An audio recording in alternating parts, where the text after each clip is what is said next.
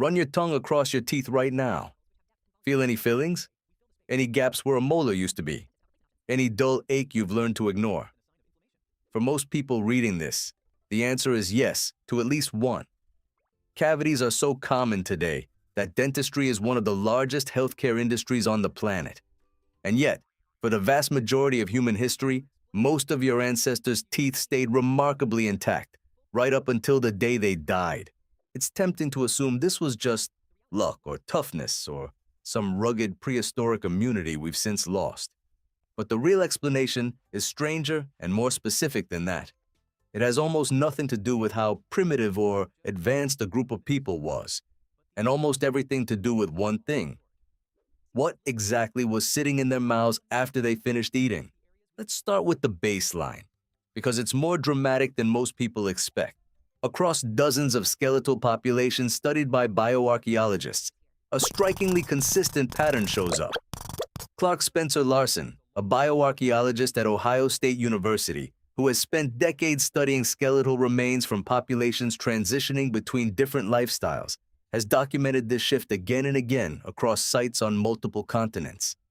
In group after group, hunter-gatherer populations show dental cavity rates in the low single digits, often under 2% of teeth affected. Then, at the exact same sites, in the exact same regions, once populations shift to farming, especially farming centered on starchy staple crops like corn, wheat, or rice, cavity rates spike dramatically, sometimes climbing past 20 or 30% of teeth affected. Larsen's research helped establish one of the clearest patterns in all of bioarchaeology. The agricultural revolution wasn't just a revolution in food production. It was a revolution in tooth decay. The reason isn't mysterious once you understand the mechanism. Cavities are caused by specific bacteria in your mouth that feed on sugars and starches left behind after eating, producing acid that slowly dissolves enamel. A diet built around lean meat, wild vegetables, nuts, and fibrous plants simply doesn't leave those bacteria much to work with. A diet built around dense, starchy, easily fermentable grains, especially processed or cooked into something soft and sticky, is essentially a buffet for cavity-causing bacteria. Fewer carbohydrates sitting in your mouth means fewer cavities. It really is close to that simple, except it isn't always that simple. And this is where the story gets genuinely interesting. In 2014, a research team led by Louise Humphrey of the Natural History Museum in London published findings in the Proceedings of the National Academy of Sciences that seemed to break the pattern entirely.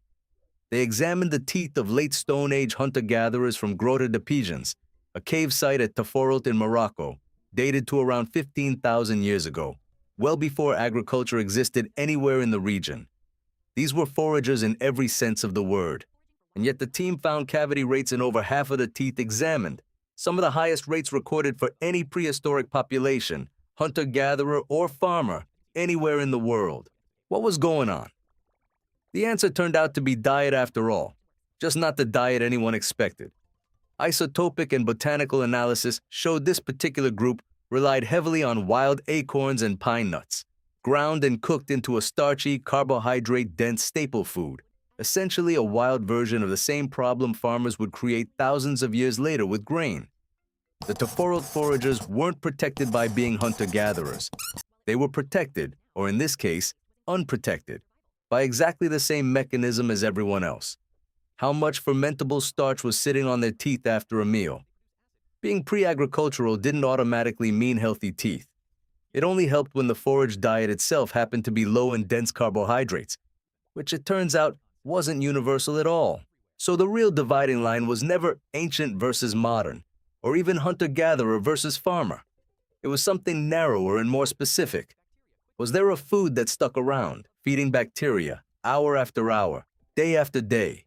The third piece of this puzzle explains the actual mechanism happening inside the mouth itself, and it comes from an unusual source: fossilized dental plaque.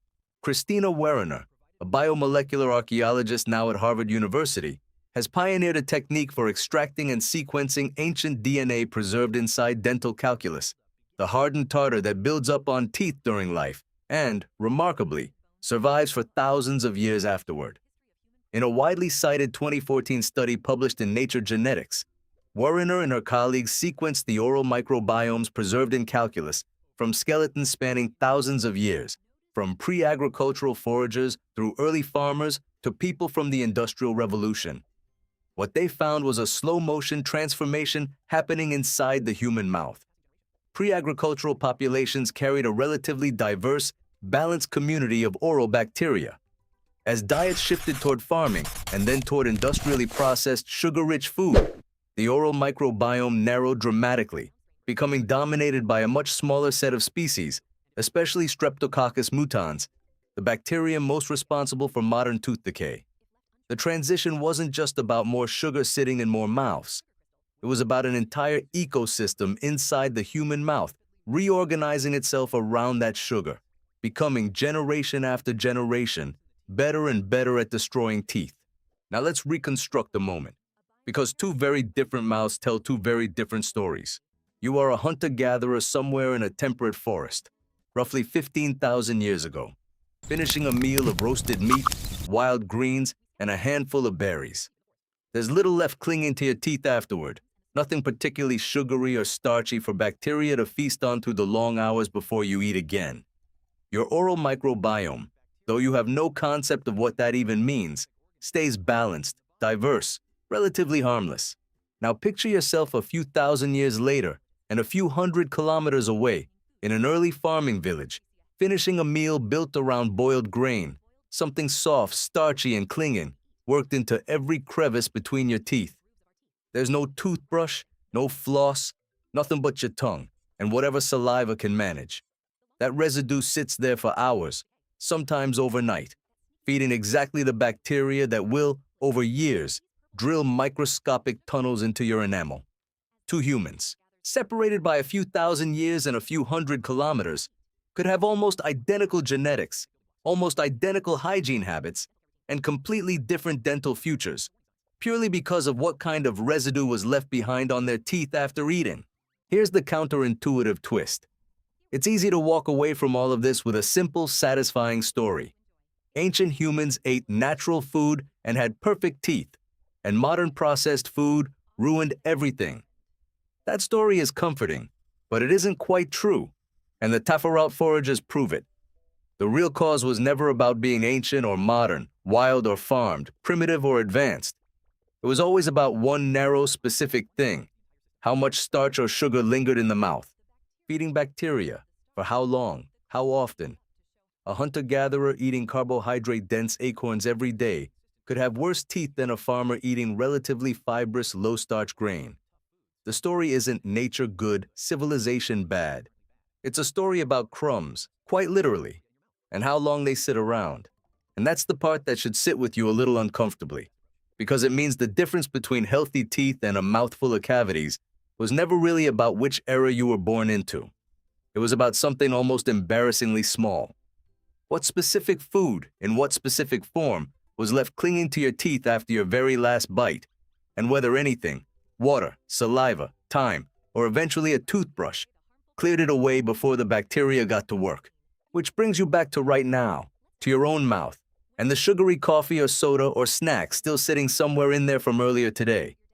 You have something your ancient ancestors, in either scenario, never had: the ability to simply pick up a brush and interrupt the process before it starts. They were stuck with whatever their landscape and their era handed them: acorns or grain or lean wild meat, with no way to intervene once the meal was finished. You have that power now, every single day, and most of the time you don't even think about using it. So the next time you run your tongue across your teeth, remember this. It was never really about how ancient or advanced anyone was. It was about crumbs, bacteria, and time, the same three ingredients quietly deciding the fate of every mouth for the entire span of human history, including yours, right now, whether you thought about it or not.